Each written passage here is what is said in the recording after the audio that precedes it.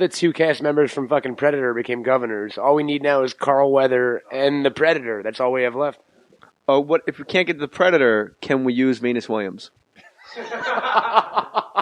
Can Venus Williams become? Oh, poor Venus. Why poor Venus? They're from fucking Compton and they got $100 million. They can pour my ass. But she's not feminine, and I feel bad. Serena's the fucking one that looks like she should be climbing the Empire State Building. Human resources. There we go. But that's and that's something. Jay, we have some paperwork. But here's the thing. Did you in fact say, Jay, that Venus Williams could be climbing the Empire State Building? I did, and the thing that guys, comics would try. This is the thing that is infuriating, is that she has giant fucking muscles, and she's a fucking giant person. Yes. So it's not that if she was a white person, nobody would even fucking blink at that statement. Right. It's become so far off the rails. Like everyone has to apologize for everything. Some guy at ESPN, who was it? It was some guy, it was a sports guy said, have you seen so-and-so on ESPN? She is an animal. It was a lady that does women's basketball commentary who used to play women's basketball like power forward, and he was basically going, she is an animal. I don't even know if that's a woman. And he got fired. He got fired for saying, look at this woman. Is she a woman? She's huge. Was she an African-American woman? Of course. You wouldn't be fired if she was a fucking white woman is the whole thing. I'm saying there is some history there that you need to account. What? What history? There's some history. I got here in 1970. Did you? I don't know what happened before that. Yeah. All I know is I was born and Richard Nixon got everybody out of Vietnam. That's what happened when I was born. Me and Nixon did that shit. Yeah. Start using King Kong, any sort of ape or chimpanzee reference when referring to African Americans. Why? There's a sensitivity there that needs to be. Do they have chimp history that I don't know about? Why? I'm just saying, there's you got to make up. Who for said? stuff. Why'd you bring chimps into it? You Ding said dong. Climb the Empire State Building. Hold on, I got a phone call. Why did you say chimps? Ralph, can we see you down here in the office? Why did you say chimps? Ralph Garman said it. I didn't say those goddamn words. Click the goddamn link. Ralph, I don't know if you know this or not, but our podcast is sponsored by Stamps.com. I did not know that. Everybody listening should go to Stamps.com, click the microphone at the top of the page, and type in my name, Mohr, and you'll get some type of no-risk trial. I have the copy in front of me. Let me tell you, it's really not risky at all, though. No, it's a no risk. Oh, that's good. There's no risk to it whatsoever. A little risk? It's hard. How hard? Do you guys have commercials on Hollywood Babylon? We do from time to time. It's really hard. Like, I'm realizing... Like, I'll listen to Corolla, he has a lot of commercials. Yes. He's paid in full. Sponsors, yeah. But I never sense that, I never hear those gears grinding when he does it that I hear when I listen to my own podcast back and hear me dropping a slot like, oh, now let's just take a time out and talk about Amazon.com. You can just hear the gears going from 5th to 2nd on the 101. There really is an art to, I guess because Corolla's a radio guy, to having a conversation, just segueing into Stamps.com. Look, who wants to go to line at the post office? Just go to Stamps.com. Now, who wants to go stand in line at a post office? Nobody, Pally. Yeah, you get a digital scale. You can weigh everything you got. And I even mean the Alaskan Northern Lights, the Purple Thunder, and the Phyllis Diller. You weigh it on that scale there, pour yourself a drink, light up a cigarette, and lay down some stamps with Stamps.com. Stamps.com, your own home becomes the post office, Daddy. I guess that's how I do it. I'll do it all as a guy in the impression. That's what we did with Babylon. We used to build bits around the sponsors. Like really? Audible.com was one of our sponsors. They sponsored me for 1 week. That's what they tend to do. They'll drop in and then they'll leave and they'll come back. That's I don't want them. With us. So anyway, they got books Get on lost. tape, right? Books on tape. So and who? We did great moments in celebrity autobiographies. Actors reading their own autobiographies, talking about themselves, which is some great stuff. So we did a bit where we talk about Audible.com and then we'd play a drop of, William Shatner talking about how he met Coco the gorilla and she grabbed his balls. And then that was it. That was our great moment in celebrity autobiographies. And we built it into the show to give them like a little, because it's easier for us. Don't leave us hanging. I was sitting there looking at Coco. I said, I love you, Coco. I love you, Coco. I love you, Coco. And the next thing I knew, a huge gorilla paw was on my balls. I'm waiting for the Stamps.com part. How do you do that? No, so we'd play that, and then we'd say... Oh, you would play the actual drop thing. Yeah. as like a bit, like a production piece. And then we'd say, if you want to hear more about this, you can go to audible.com and they got 100,000 titles over there. Look, so you work it into your show. All right, here's the thing, Ralph. A lot of people are going to be upset by a lot of the things that I said. You kind of towed the company line today, and you're going to want to write a letter complaining. So if you're going to write letters and complain, don't go to the post office and buy a stamp and wait in line like some ham and egger. Magic, see? You got to go top shelf, because this is a top shelf crew here today. Ralph Garman from Hollywood Babylon and the Kevin and Bean Show. Matt Cohen. Our Brian Eno over here on the Wheels of Steel. Our DJ Jazzy Jeff. Eric B. over there. Go to Stamps.com and get your own stamps and write a letter complaining that I think Venus Williams could play Predator. Because Carl Weathers, I don't think he could do it. So Venus Williams, if you don't think she should be governor of Minnesota, go to Stamps.com, click on the microphone, type in MOHR, and you'll get a no risk. You won't catch anything. You won't hurt anything. You won't pull anything. You won't even stub your toe. And I want to see, write me the letter right now. You know what? I dare you to write me a letter at jmohr.com and go to Stamps.com, click the link, the little microphone there, and just type in MOHR. And they give you over $100 of free stuff in a digital scale. So everybody out there in Ontario, Riverside, and Fontana, you can weigh your drugs. That's not what it's for, Jay. That's not what it's for? No, It's for weighing your packages. Packages, yes, packages. I think I would do that. I'm not even making a joke. Just to have a digital scale in my house would fascinate me. Maybe it's the marijuana left over, but just that, like, make baby food for the baby and just go, like, how much does this weigh? Let's find out.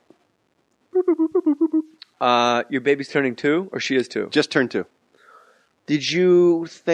When you had your daughter, did you think, holy shit, I'm completely ill-equipped for this? Or was it something you settled into? Well, our situation was unique, and you know this, and I've said this before, but we had twins, premature twins, Lincoln and Olivia, and 10 days after they were born, our son Lincoln passed away. And not for anything, but the first people, I swear to God, the first people we heard from when that happened was Jay and Nikki. They were the first people to send us a card and sort of check in with us and see if we were okay. So that was, I always will remember that, sir, and I appreciate that. I wasn't going to bring any of that up, but sure. But you're saying, did you think you're ill-prepared for it? So we're going through, we got a sick kid in the NICU at Cedars, and 10 days after they're born. What were they sick with, Ralph? Well, they were way premature. Yeah. 3 months. Jackie 3 months premature. What bay? You're 5 weeks though, right? 6. 6. What bay did they start in? Oh, Were they at Cedars? Cedars, yeah. There's 6 bays to the NICU. If your baby starts in 1 or 2, they ain't coming home. Yeah, we were in 2. Oh my God! So then your daughter's a goddamn miracle, a walking Absolutely. miracle. She's a miracle. So I'm guessing by the time after a child dies, and by the time the miracle gets home, like you're beyond equipped because you can't wait to just do the Lord's work in your own home and make this happen. You're dealing with so much stuff that the usual fear that most parents have when they have a new baby isn't even an issue because, like you said, you're just so overwhelmed that she's home and she's safe. Now, you're overprotective because she had respiratory issues, she had digestive issues, she would, constantly with the reflux, and she would choke on her own milk and food and stuff. So it's nothing but vigilance. But there's so much you're dealing with inside and in the relationship and all. It was messy, but 2 years later, everything's wonderful, and we worked it all out, and it's great stuff. And she's completely healthy now? Completely healthy. She's terrific. She's smart. She's talking up a storm. Do you remember going to the NICU? Oh, every day. She was in the NICU for over 3 months. So she's like, the last 3 months of her gestation was spent in that hospital. We were there every day, all day long. And Lincoln was there for 3 months too. No, he was there for 10 days. Oh, he was there for 10 days. Yeah, he never made it out of bay number 2. No. And were they under? People don't understand when you go. And I hope you never understand. Absolutely. You're visiting your child in a neonatal intensive care unit in a hospital, and I got to tell you, the people at Cedars-Sinai. I'm going to get choked up saying this. I don't know if there's anybody that does their job. They're protecting 1-pound babies and getting them healthier. Like, how do you pick that up?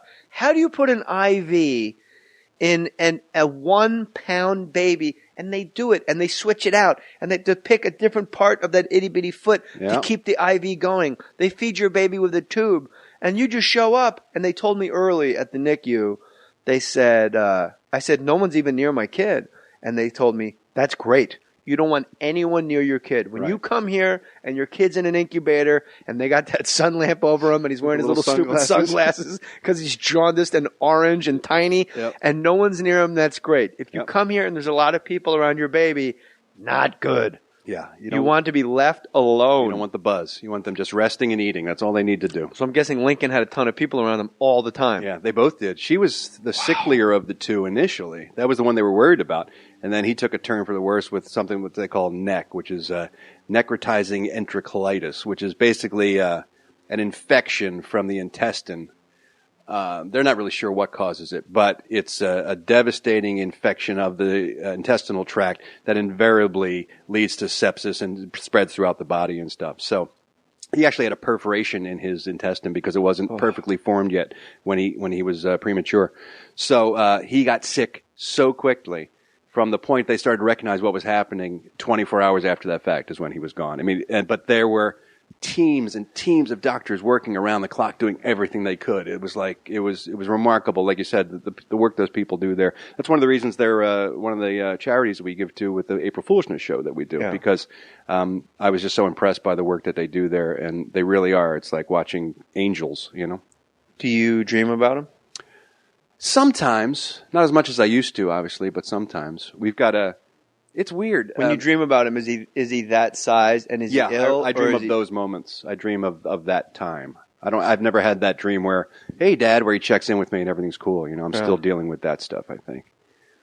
But it's weird because I only knew him for 10 days, you know, and it was in such a weird kind of hit and miss way because you can only take him out for a little bit. You do that kangaroo care, you know, where you hold him close and then put him back in the plastic with a nurse box. right on your shoulder, like support his head, watch the IV. And they've got all these, you know, tags and wires and stuff connected up to him. So wrapped in aluminum foil like Brando. Like Brando wearing a little white wig. You fucking made that twice as funny. Thank you. I was trying to let everybody off the hook for a moment before we dive back in. It's not easy to make a connection, but it's remarkable how strong that period of 10 days still is in my life, you know. My son, I remember when I would go to the NICU, he started in NICU bay number 3. And then when they go to bay number 4, you get this crazy hope of like, oh my God, like he's getting better.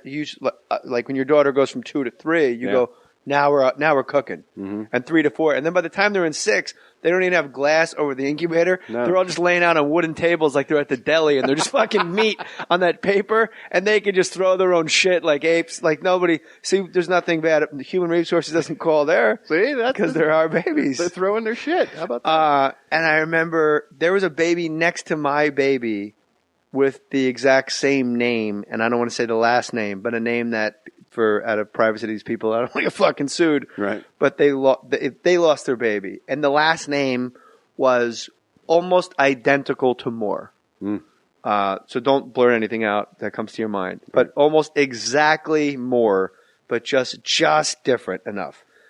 And the kid's name was Jackson, and they were next to each other. And when Jackson was in NICU bay number 3, like on day 5, I was holding him, and he kept getting arrhythmia and bradycardia, and then like all this weird stuff with his heart.